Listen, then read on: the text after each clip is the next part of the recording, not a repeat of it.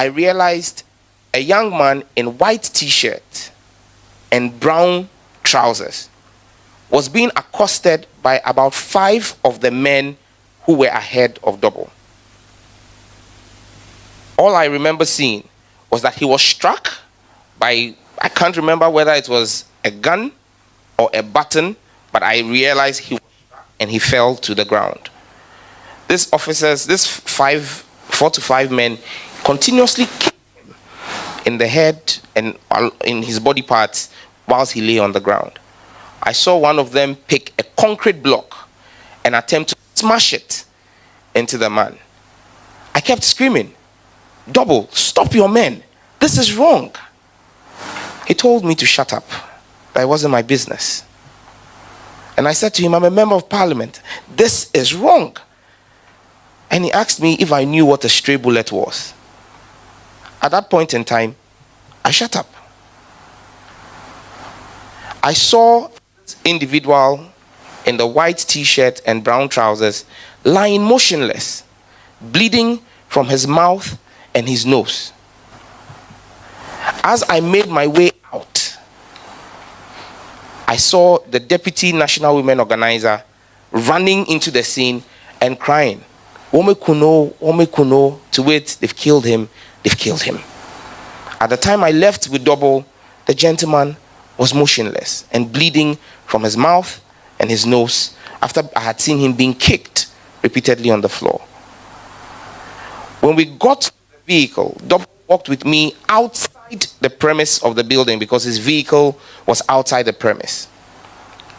I asked him for the key and he said to me he had no key to give to me. He will find the key subsequently and I will get it.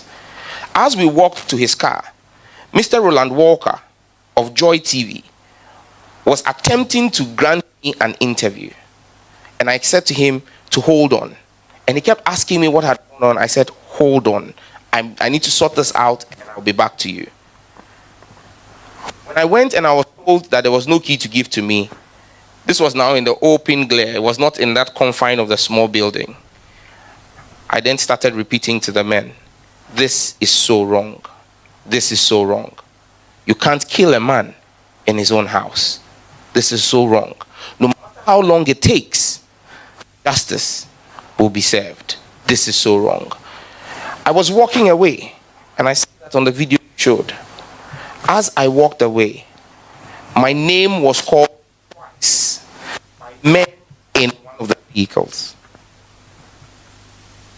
Sam George, you think you're so strong? You see what we'll do to you. At that point, I turned around and asked, "What will you do to me? Are you a security officer or a party agent?" My Lord, I will repeat again for emphasis the conversation or the dialogue, the entire dialogue between myself and the officers in the vehicle. My name was called out. Sam George, you think you are so strong? We would deal with you. At this point, I turned around and addressed the officer in the vehicle and asked him, "What will you do? Are you a police officer or a party officer?" These were my questions to them. I said nothing more than that. The last thing I remember being said to me from the officer in the vehicle was, "This is the beginning of 2020. Wallahi." Then I noticed a gentleman standing to my left was hit by one of the security operatives standing there.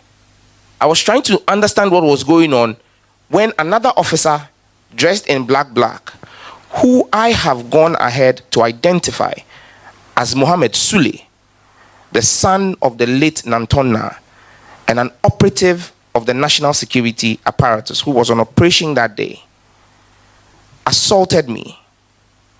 He hit me the first time And I approached him back and asked him, why are you hitting me? What is my offense?